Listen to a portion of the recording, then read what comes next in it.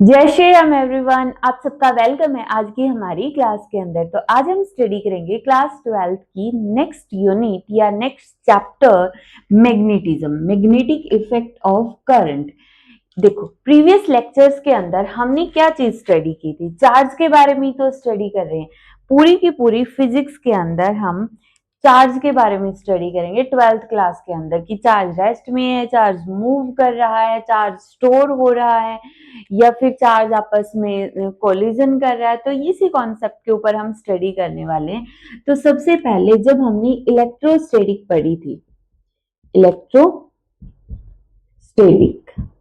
Electrostatic के अंदर हमने देखा कि चार्ज रेस्ट में था, और जब चार्ज रेस्ट में था तो इलेक्ट्रिक फील्ड प्रोड्यूस हो रही है, और इलेक्ट्रिक फील्ड प्रोड्यूस हो रही है दैट मीन्स उस पे एक फोर्स भी एक्ट कर रहा है, जिसको हमने बोला था इलेक्ट्रिक फोर्स। इलेक्ट्रिक फोर्स, और जिसका फॉर्मूला क्या था? Q E vector.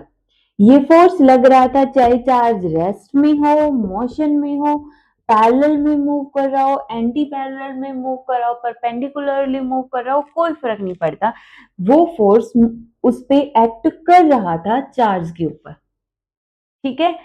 अब फिर हमने पढ़ा करंट इलेक्ट्रिसिटी। ये बात मैंने क्यों बताई है? अभी जब हम इसको स्टार्ट करेंगे तब इसको यूज करेंगे। ठीक है। तो नेक्स्ट हमने पढ़ा, कौन सी यूनिट पढ़ी? Current electricity. करंट इलेक्ट्रिसिटी के अंदर हमने देखा अब चार्ज एक जगह रेस्ट में नहीं है, चार्ज ने मूव करना स्टार्ट कर दिया।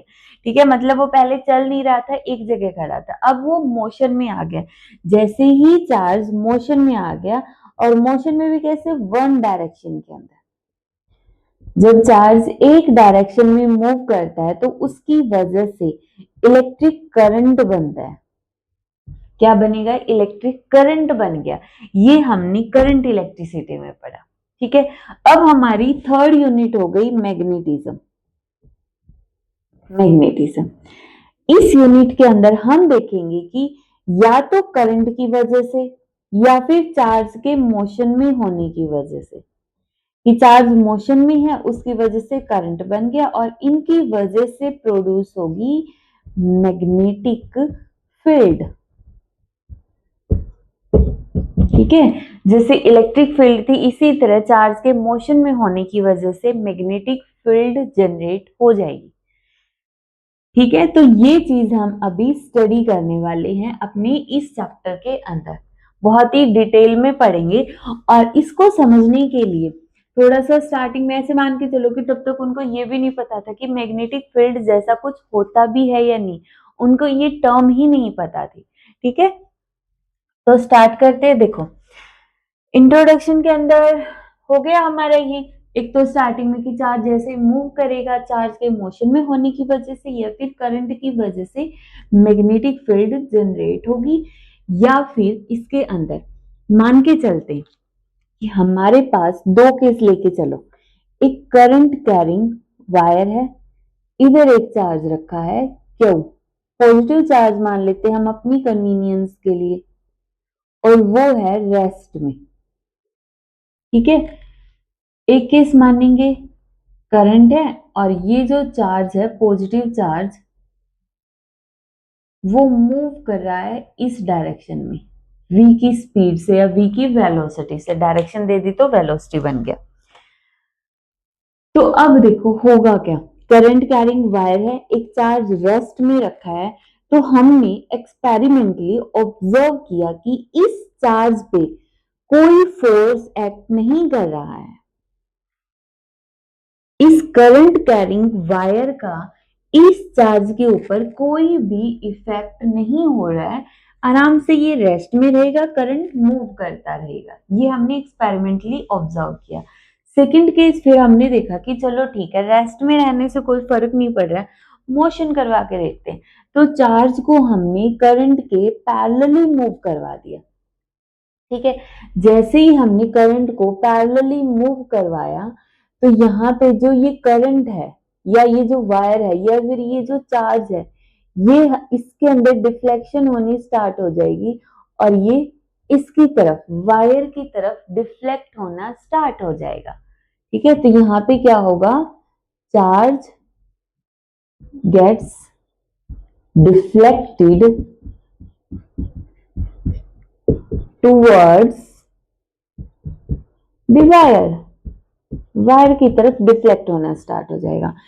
तो इसका मतलब यहां पे तो एक फोर्स काम कर रहा है, यही है ना। तो अभी देखो, थोड़ी देर पहले हमने इसके इंट्रोडक्शन में देखा था कि जो फोर्स होता है ड्यू टू इलेक्ट्रिक फील्ड, अभी तक मैग्नेटिक फील्ड जैसा कॉन्सेप्ट नहीं आया, इनको पता ही नहीं है साइंटिस्ट को कि मैग्नेटिक फील्ड भी है। तो उनको लग रहा है कि इलेक्ट्रिक फोर्स तो यहाँ पे भी आना चाहिए। तो इन्होंने देखा कि जो यहाँ पे फोर्स नहीं लग रहा और यहाँ पे फोर्स लग रहा है, दैट मीन्स ये जो फोर्स यहाँ पे लग रहा है ये ड्यू टू इलेक्ट्रिक फील्ड तो हो नहीं सकता, क्योंकि अगर ड्यू टू इलेक्ट्रिक फील्ड इस चार्ज पे फोर्स लगता तो यहाँ पे भी लगता है, क्योंकि हमें पता है कि force due to electric field ये नहीं देखता कि चार्ज रेस्ट में है या फिर मोशन में है, उसको एक्ट होना ही होता है। ठीक है, तो इसका मतलब ये जो फोर्स लग रहा है ये ड्यू टू इलेक्ट्रिक फील्ड तो है नहीं। तो फिर बाद में और भी एक्सपेरिमेंट करके इनको पता चला कि ये force due to magnetic field है। ठीक है, और जो ये फोर्स लगता है ड्यू टू मैग्नेटिक फील्ड, जिसका फॉर्मूला आगे हम देखेंगे, Q V B sine theta होता है, ये फोर्स तभी लगेगा जब चार्ज मोशन में होता है। जब हमारा चार्ज कैसा होगा, मोशन में होगा, तभी ये फोर्स एक्ट करेगा। अगर चार्ज रेस्ट में है तो ये फोर्स एक्ट नहीं करेगा उस चार्ज के ऊपर। क्लियर है, हो गया। अब हम देखते हैं कि अब हम इस यूनिट को स्टार्ट करते हैं, धीरे धीरे सारी क्लियर हो जाएगी, सारे अच्छे से समझ आ जाएगी कि मैग्नेटिक फील्ड होती क्या है। तो स्टार्ट करें। देखो, तो हेडिंग डालते हैं magnetic field.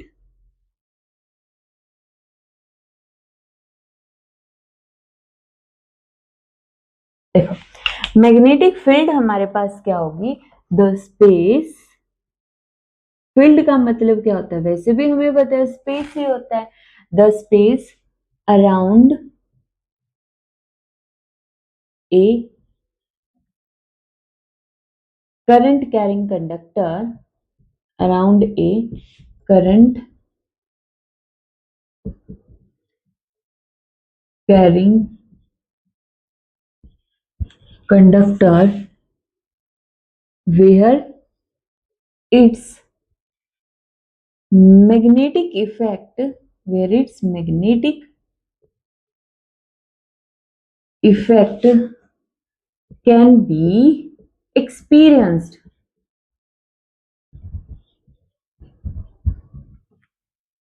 is known as, is known as magnetic field,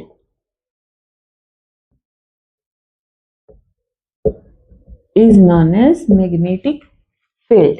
ठीक है, तो ये क्या हो गया, किसी करंट कैरिंग कंडक्टर के अराउंड में जो स्पेस होगा, ठीक है, मान लेते कि ये, तो इसके अराउंड में जो ये स्पेस होगा ना, इस स्पेस के अंदर जब हम इससे रिलेटेड मैग्नेटिक इफेक्ट को एक्सपीरियंस करेंगे, उसी स्पेस को हम बोलते हैं कि वहां पे जो भी ये इफेक्ट हो रहा है उसको हम बोलेंगे मैग्नेटिक इफेक्ट। ठीक है, या मैग्नेटिक फील्ड। समझ आ गया, magnetic field means current carrying conductor के अराउंड का स्पेस जिसमें हम इसके मैग्नेटिक इफेक्ट को एक्सपीरियंस करते हैं, दैट मींस उस कंडक्टर के अराउंड में मैग्नेटिक फील्ड है। क्लियर है, ठीक है। अब हम देखते हैं फोर्स। अब ये जो मैग्नेटिक फील्ड है ये क्या करेगी, एक फोर्स भी एक्ट करेगी। तो force due to magnetic field, force due to magnetic field. ठीक है, नोट डाउन करो। Force due to magnetic field के अंदर, अब देखो यहाँ पे इसको समझने के लिए हम मान के चलते हैं कि हमारे पास ये हो गई जेड एक्सिस, ये हो गई वाई एक्सिस, और ये हो गई हमारे पास एक्स एक्सिस। और हम ये मान के चलते कि यहाँ पे ऑलरेडी एक मैग्नेटिक फील्ड है, एग्जिस्ट कर रही है बी, ये वाली अप्लाइड मैग्नेटिक फील्ड है, अप्लाइड मैग्नेटिक फील्ड मतलब ऑलरेडी एग्जिस्ट कर रही है, इस डायरेक्शन में मैग्नेटिक फील्ड है, कुछ इस तरीके से जा रही है, ठीक है। अब एक चार्ज है, वो चार्ज इस डायरेक्शन में जा रहा है, क्यों, कितनी वेलोसिटी से जा रहा है, v वेलोसिटी से जा रहा है। उस चार्ज ने मैग्नेटिक फील्ड के साथ एक एंगल बनाया थीटा, ठीक है, थीटा मैग्नेटिक फील्ड के साथ एंगल बना। तो अब जो ये वेलोसिटी है इसको कंपोनेंट में डिवाइड कर दो, मैग्नेटिक फील्ड के साथ इसका कंपोनेंट होगा v cos थीटा। अब इसके परपेंडिकुलर में मतलब x एक्सिस के अंदर इसका कंपोनेंट कितना होगा, v sin थीटा, ठीक है, हो गया। तो अब देखो कंपोनेंट में डिवाइड कर दिया, एक अप्लाइड मैग्नेटिक फील्ड है और एक जब ये चार्ज मोशन में है तो इसकी वजह से एक मैग्नेटिक फील्ड इंड्यूस हो रही है, एक मैग्नेटिक फील्ड क्या हो रही है, इंड्यूस हो रही है, मैग्नेटिक फील्ड बन रही है। तो इन दोनों मैग्नेटिक फील्ड का आपस में क्या होगा, इंटरेक्शन होगा, ठीक है। तो यहां पे लिख देना B is the applied magnetic field और Q is charge moving with velocity v vector making an angle theta with b। उसके बाद हम क्या करेंगे, कंपोनेंट में डिवाइड करेंगे, split the component of v such that v cos theta is along y axis लिख दो या along मैग्नेटिक फील्ड लिख दो और v sin theta is along x axis, ठीक है। उसके बाद यहां पे आ गए हम, the applied magnetic field, the applied magnetic field and induced magnetic field interact with each other।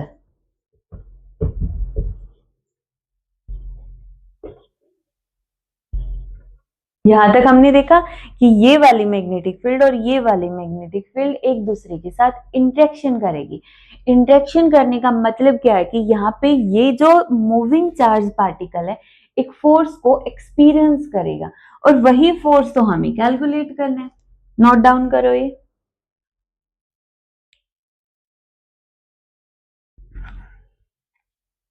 ठीक है, रब कर दो।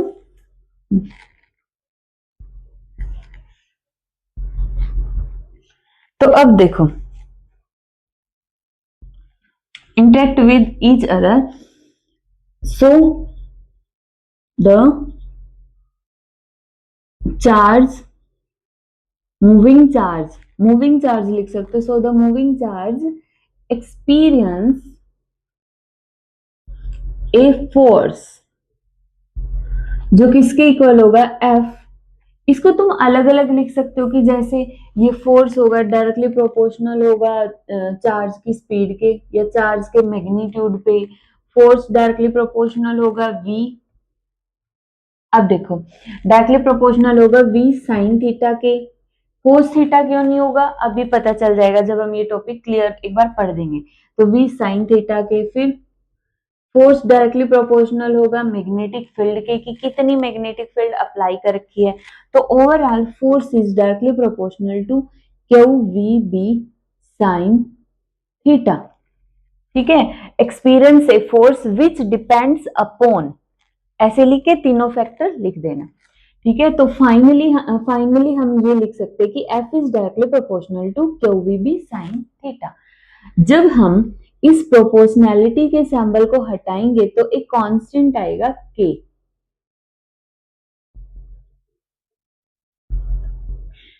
अब जो ये k है इसकी वैल्यू कितनी होगी, k की वैल्यू होगी mu naught by 4 pi SI system के अंदर। जब यहाँ पे मतलब कोई फ्री स्पेस है, यहाँ पे कोई एक्सटर्नल ऐसा नहीं कि ऑयल डाल रखा है या किसी और मटेरियल के अंदर, सिंपल नॉर्मल एयर के अंदर रखा है, तब इस कांस्टेंट की ऐसा ही वैल्यू होगी म्यू नॉट बाई 4 पाई, और इस के की सीजीएस वैल्यू होगी 1। ठीक है, अब हमारे पास जो ये म्यू नॉट है,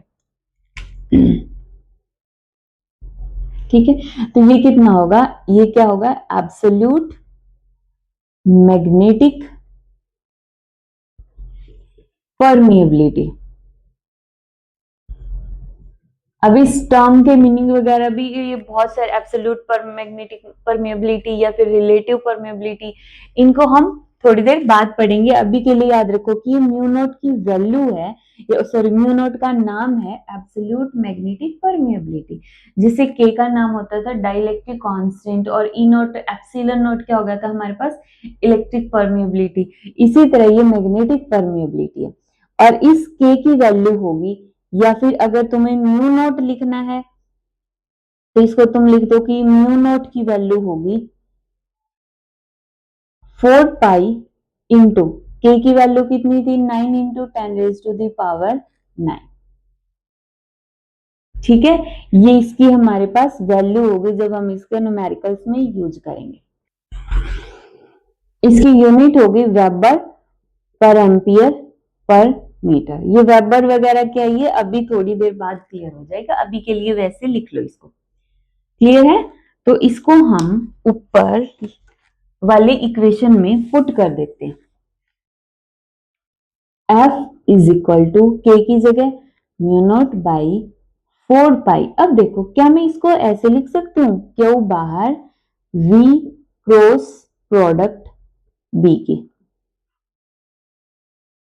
साइन थीटा को गायब करने के लिए मैं ये लिख सकती हूँ, कोई प्रॉब्लम नहीं है, साइन थीटा गायब हो गया, क्रॉस प्रोडक्ट में डाल दो। ठीक है, तो इतना फोर्स ये चार्ज पार्टिकल एक्सपीरियंस करता है। ठीक है, ये जो मूविंग चार्ज पार्टिकल है क्यों, इतना फोर्स एक्सपीरियंस करेगा जब ये मोशन में होगा और इसकी magnetic field applied magnetic field के साथ इंटरेक्ट करेगी। अब देखो इसके कुछ स्पेशल केसेस देखते। स्पेशल केसेस का मतलब कि कब चार्ज कैसे मूव कर रहा है तो उस पर कितना फोर्स इफेक्ट करेगा, उस पर कितना फोर्स लग रहा होगा। अगर तो मान के चलते कि चार्ज पार्टिकल रेस्ट में है, चार्ज पार्टिकल रेस्ट में है, अगर चार्ज पार्टिकल रेस्ट में है तो उसकी वेलोसिटी कितनी हो जाएगी, 0। अगर वेलोसिटी 0 हो गई तो फोर्स कितना हो गया, 0। That means when charge is at rest, it does not experience any force, ये कोई भी फोर्स एक्सपीरियंस नहीं करेगा। क्लियर है, यही हमने इंट्रोडक्शन में भी इसकी देखा था। क्लियर है, तो इसको मैं रब कर दूं, ऊपर वाले को हो गया। ठीक है, देखो नेक्स्ट स्पेशल केस, इसको भी रब कर देते हैं। सेकेंड केस, अगर थीटा हमारा 0 डिग्री है या फिर 180 डिग्री है, इसका मतलब क्या हो गया, व्हेन चार्ज मूव्स पैरेलल और एंटी पैरेलल, तो वो कितना फोर्स एक्सपीरियंस करेगा। मतलब ये हमने v cos थीटा क्यों नहीं लिया था, एक तरह से इसका आंसर है।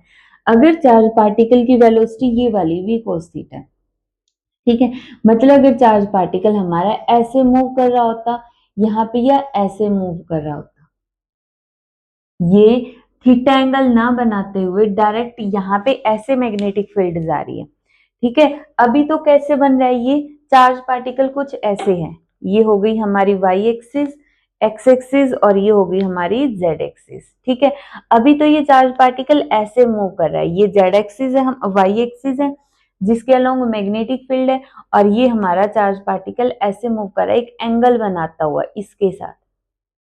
ठीक है, अब अगर ये ऐसे मूव करने लग जाए इसके पैरेलल में, या फिर इसके एंटी पैरेलल में, बिल्कुल पैरेलल में या एंटी पैरेलल में, तो हमारा जो थीटा है वो या तो 0 डिग्री होगा या 180 डिग्री हो गया। तो हमें पता है कि साइन 0 हो या फिर 180 हो, दोनों की ही वैल्यू होती है 0 डिग्री, तो दैट मीन्स फोर्स भी कितना हो जाएगा, 0 हो जाएगा। तो हम ये बोल सकते हैं when charge particle moves parallel और anti parallel, it does not experience any force, it does not experience any force। मतलब ये कुछ ऐसा नहीं हो गया है। अगर हम एक चार्ज पार्टिकल को एक कोई पर्सन कंसीडर करके चलते हैं और उसको मान लो कि एक मतलब कोई अननोन फील्ड है जिसके बारे में उसको पता ही नहीं है, उसके लिए एक मैजिक टाइप में हो गया है और वो फील्ड ऐसे एक्ट कर रही है मतलब किसी एक पर्टिकुलर एक्सिस में, वाई एक्सिस में मूव कर रही है, और वो जो चार्ज पर्सन है वो फंस चुका है यहाँ पे मैग्नेटिक फील्ड में। अगर वो इधर उधर से निकलने की कोशिश करता है तो वो उसको फोर्स लगा के वापिस से बैक कर देगी। तो अब वो स्मार्टली मोशन क्या होगी, वो इसके पैरेलल में मूव करता चलेगा, बिल्कुल। जब वो इसके पैरेलल में मूव करेगा तो वो मैग्नेटिक फील्ड इसको इफेक्ट नहीं करेगी और वो बच के निकल जाएगा मैग्नेटिक फील्ड के अंदर से, ठीक है। तो थर्ड देखो, अगर वो परपेंडिकुलरली मूव कर रहा है, अगर वो इस तरीके से मोशन के अंदर चला जाए कि पार्टिकल ऐसे परपेंडिकुलरली निकलना चाहता है, तो हमें पता है कि साइन थीटा साइन 90 होगा 1, जो कि इसकी मैक्सिमम वैल्यू साइन की, ठीक है। तो इसका मतलब फोर्स भी क्या होगा, मैक्सिमम होगा। कितना होगा, Q V B, maximum force experience करेगा। तो हम लिख सकते हैं when charge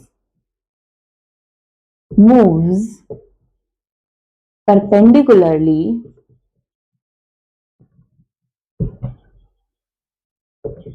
to magnetic field, it experience maximum force, it experience maximum force। Clear है, कर लोगे ये टॉपिक। टॉपिक तो ये कंप्लीट हो गया, बट अभी हम देखेंगे कि जो मैग्नेटिक फील्ड की यूनिट क्या है, कैसी क्वांटिटी है, इसका डायमेंशनल फॉर्मूला क्या होता है। कर दो रब, हो गया। तो देखो, इस यूनिट की हम थ्योरी पढ़ेंगे, ये बोर्ड्स के लिए एज इट इज लिख के आ सकते हो, और न्यूमेरिकल्स देखेंगे बोर्ड्स के लिए भी, नीट के लिए भी, और जेई मेंस के लिए भी, ठीक है। बहुत ही सिंपल लैंग्वेज में देखेंगे।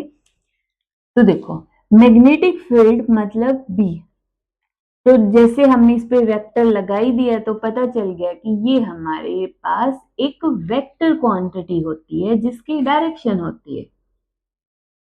फिर हमने इसका फॉर्मूला भी देखा कि एफ तो होता था Q V B sine theta है। साइन थीटा का कोई डायमेंशनल फॉर्मूला या कोई यूनिट तो होती नहीं है, तो इसको तो हटा दो।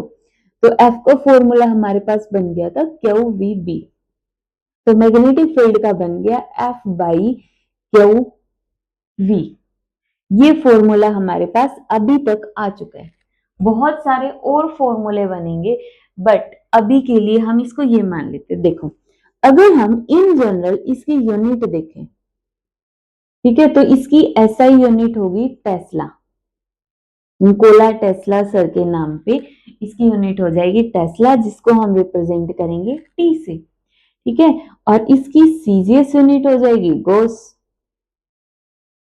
जिसको हम रिप्रेजेंट करेंगे जी से, और इनमें रिलेशन हो जाएगा 1 tesla is equal to 10 raise to the power 4 gauss, या फिर 1 gauss is equal to 10 raise to the power minus 4 tesla, ठीक है। ये तो इसकी इन जनरल इसकी स्टैंडर्ड यूनिट है मैग्नेटिक फील्ड की, टेस्ला और गोस।